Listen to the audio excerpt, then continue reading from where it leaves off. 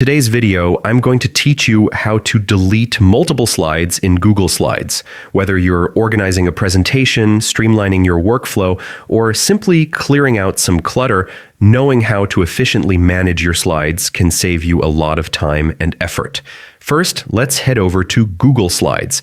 Open your web browser and type in the URL for Google Slides, or navigate through Google Drive if that's more convenient. Once there, make sure you're signed into your Google account.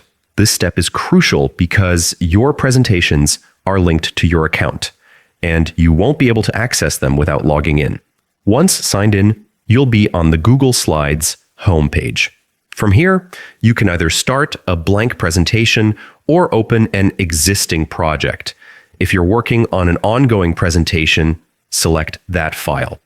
Now let's focus on deleting multiple slides. To select consecutive slides, click on the first slide you want to delete, hold down the Shift key, and then click the last slide in your range.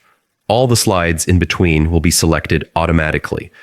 If the slides you want to delete are random or non-consecutive, hold down the Control key or Command key on Mac while clicking each slide individually. This allows you to customize your selection exactly how you want.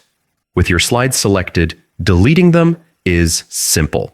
Right-click on one of the selected slides and choose Delete, or simply press the Delete key on your keyboard. Alternatively, you can go to the Edit menu at the top and click Delete from there.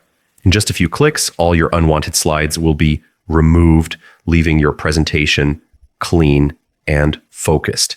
And that's it. Using this method, you can quickly organize your presentation and make sure it only contains the content you need.